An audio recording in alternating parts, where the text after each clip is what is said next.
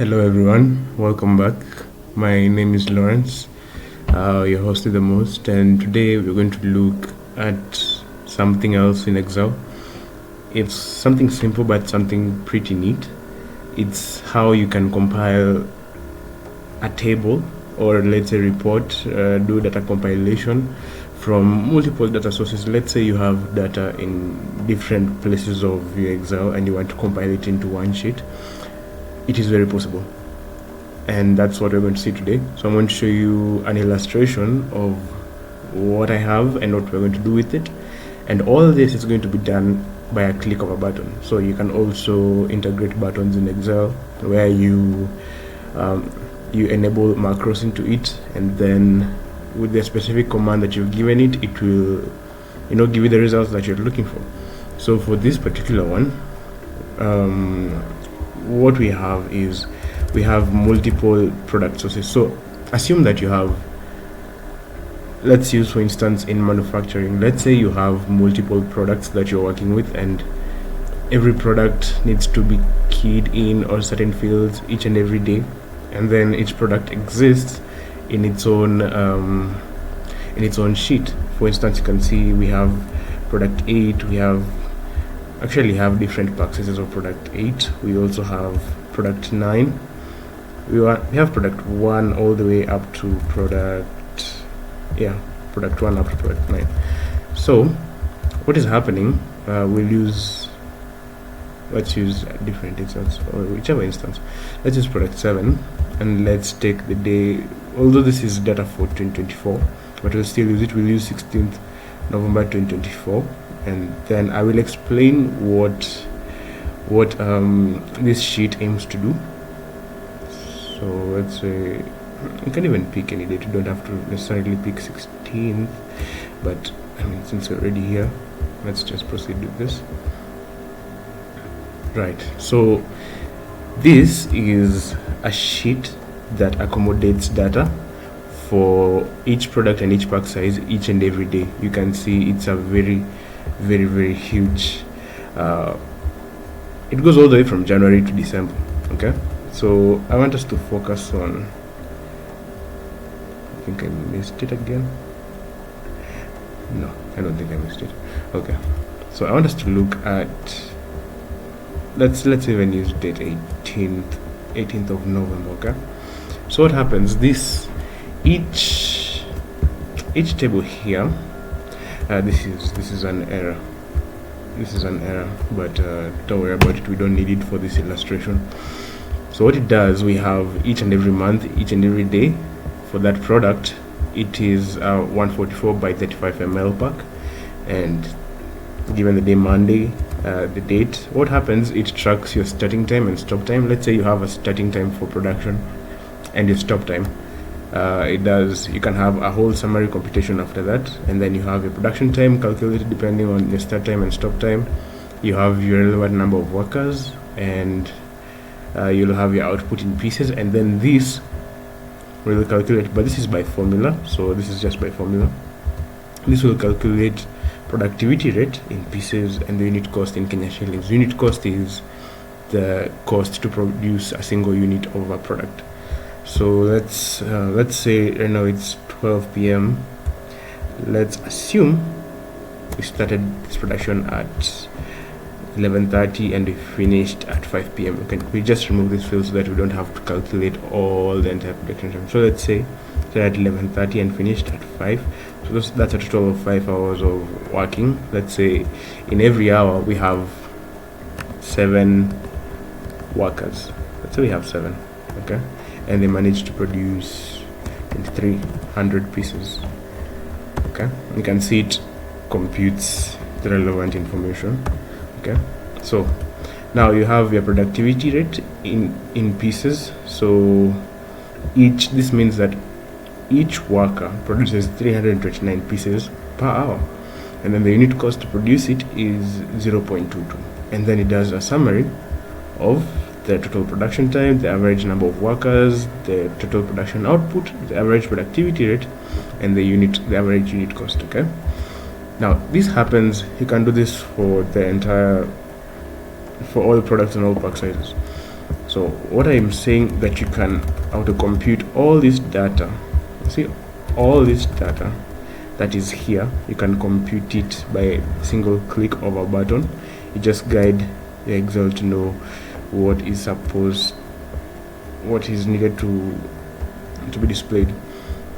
So let's check on our sheet. This is our sheet. Okay, now we have this button here. It's called initialize data sheet. It will compute all the data that we have in all those products. We have other data for other products and pack sizes that I haven't shown, but they are there. So if I click this, it will auto compute. Okay, so let's try. So it asks me how would I like the data to be arranged. So it has an option. If you click on yes, you will have it by date, that is from January to December. Starting from January to December, each and every product, pack size, all the details. If you say no, it will be by product name and by pack size. If you cancel, it will just exit. So let's click on yes. Right, so this is what it does. It auto compiles all your data from all those sheets starting from January to December. Now it will keep doing this until it finishes, so let's give it a second. But what you can see is you have your entry. Your entry is, let's say you have a number of people 1 to 10, and then the 10th person enters on the 10th row. That will be the 10th entry. So this also gives the entry, the date, the product name. The work order and batch size weren't really put in place for this, so we didn't have it, we skipped it. Then you can have the pack size, you can have the target pieces per hour, output per hour. Now this is data that will come from the sheet that we've been working on, or the one that I showed you, that you can compute daily data for each product and pack size. It will calculate your production output in pieces per hour. Then your target, let's say you have a specific target. Right, so now it's finished. It says data populated live and arranged by date January to December. Then you have in cartons, let's say if we had 144 pack, it means one carton carries 144 pieces. And then we have total production output in the cartons, and then it puts into the relevant column where the output is supposed to be. So let's say if our 144 by 35 is here, we should have the information here. I will show you where it is. Actually, let's just look at it right now because it should be the last one, because we haven't been doing much. There we go. So we have our 18th November product 7. We have our 2300 pieces, and our target for this was this per hour, but then per hour we achieved this, so we superseded the target. And then we have the cartons, then we have the relevant column it falls in. Okay, and then it goes on and it picks the number of workers, it picks the production time, productivity per piece per person, then per piece per person per hour, and then the unit cost, and then target remarks. Now this button, when you click on it, it will compare the output versus the target. So if your output, especially the target, it will tell you target has been passed or target met, so something like that. But then there's a bug in this button, we won't use it today. So exactly, so we can try maybe one more. Let's take product 9 for 500 ml, and we will take, let's take Christmas. Let's say the people who work on Christmas, so let's take Christmas Day, and then let's say we have 4 workers starting from 7 for 4 workers all the way up to 6 p.m. and then let's say this changes, say that changes. Okay, let's just have random entries. Okay, why we didn't want the negatives. Let's just copy this again, and let's do this 2 more times.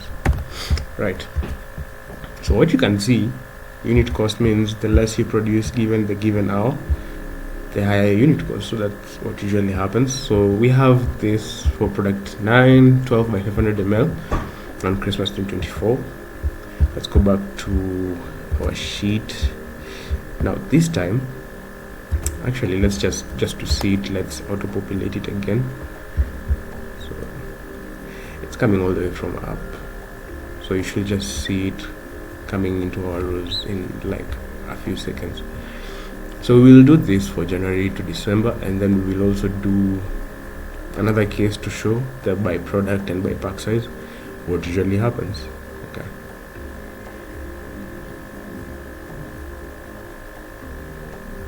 staying a little while.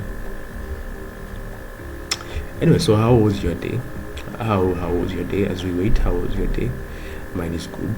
I am about to step out and go meet a friend. As you can see, I am well dressed. I am well dressed, yeah. So, oh, there we go, yeah. So it will do this until it finishes. So if you have large number of data, you just need to give it time.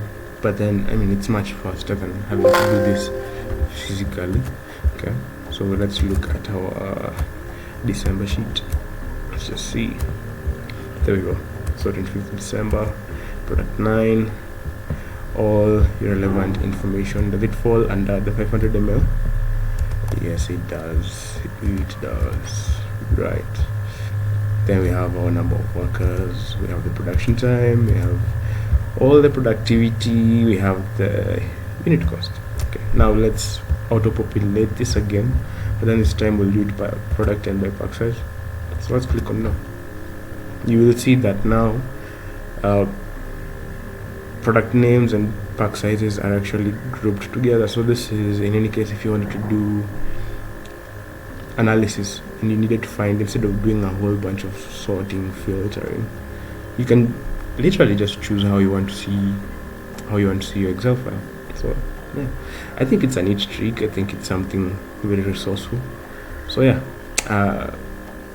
that's what we have for today. Next time we will try and see something to do with dashboards. We will do dashboards for data visualization. If you want to see output in given months, if you want to see number of workers, if you want to see all these production key performance indicators, I will demonstrate that in the next coming video. So yeah, just give it a second to finish. Let's be patient with it. Okay, any minute now it should be done. I think we're done, right? Or maybe not. Anyway, yeah. Anyway, so there we go, we finished. So that's it. You can see all products and pack sizes are grouped together, and then it goes in descending order, so from the lowest to the highest, moves like that. That's in product name. It's using product 2 all the way downwards to product 9.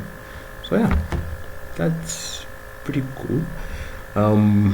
Yeah, so stay tuned, subscribe, share with your friends and family. If you have someone who struggles with Excel, share it with them. These are things that can actually help people save more time and do things much more quicker. Yeah, instead of doing the whole 1 2 3 type enter, shift control, all that's going to be a bit hectic. In any case, if you're working with 150 rows of data, it's going to be something very, very tiresome.